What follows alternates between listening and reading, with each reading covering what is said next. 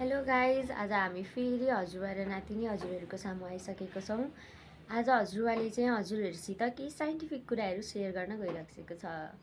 भन्छस् बाबु नानी हो, तिमीहरू वैज्ञानिक कसरी बन्ने भन्ने कुरा आज म तिमीहरूलाई बुझाउन गइरहेको छु। कुनै पनि घटनाले हाम्रो जीवनमा प्रभाव पारिरहेकै हुन्छ। हरेक घटनाले हामीलाई असर गर्छ, मनमा छुन्छ। है त्यो किन छुन्छ भन्दाखेरि हामी संवेदनशील छौँ। मान्छे एउटा सामाजिक प्राणी हो। है जसरी थोमस एल्वा एडिसनले बल्ब बनाउँदा, बिजुलीको बल्ब बनाउँदा 1100 चोटि असफल भए, 1101 चोटिमा उनी सफल भएरै छोडे र एउटा चमत्कार गरिदिए। त्यस्तै जेम्स वाटले आमाले भात पकाइरहेको बेलामा ऊ आमासँग बसिरहेको थियो। चुलोमा आमाले भात पकाइरहेकी थिइन् र एउटा बिर्कोले छोपिदिइन्।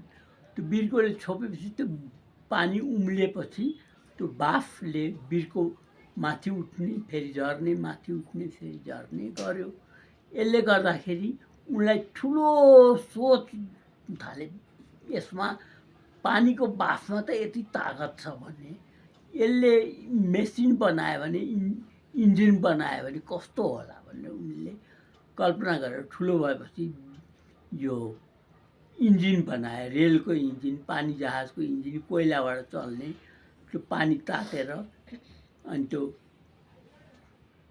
पिस्टनमा त्यो प्रेस गरेर अनि त्यसबाट इन्जिन बनाइदिए।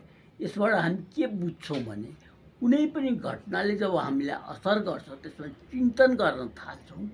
त्यो चिन्तन गरेपछि त्यो कार्यरूपमा परिणत हुन जान्छ। हाम्रो आन्तरिक ऊर्जालाई हामीले चाहिँ रूपान्तरण गर्छौँ, क्रिएसनमा लगाउँछौँ। त्यस्तै हामीले पनि आफूभित्र शक्ति बचत गर्नुपर्छ। शक्ति बचत गरेको, त्यो बचत भएको शक्तिलाई चाहिँ कार्यरूपमा परिणत गर्न सक्नुपर्छ। किनभने समय त खेर गइरहेछ बाबु नानी हो। हेर, समय त बगै छ, यो फर्किँदैन।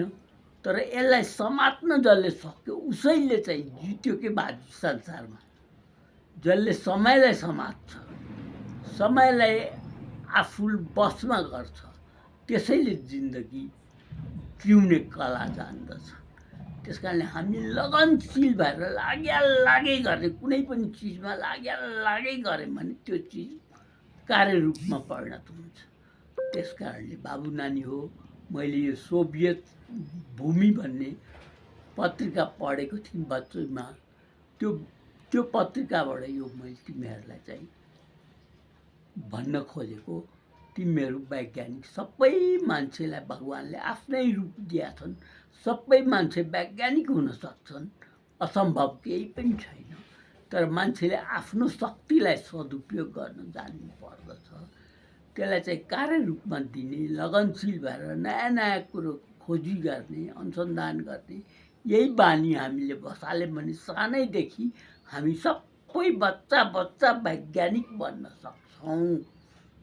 ल, आजलाई यति भने हामी बिदा भयौँ अब। ल।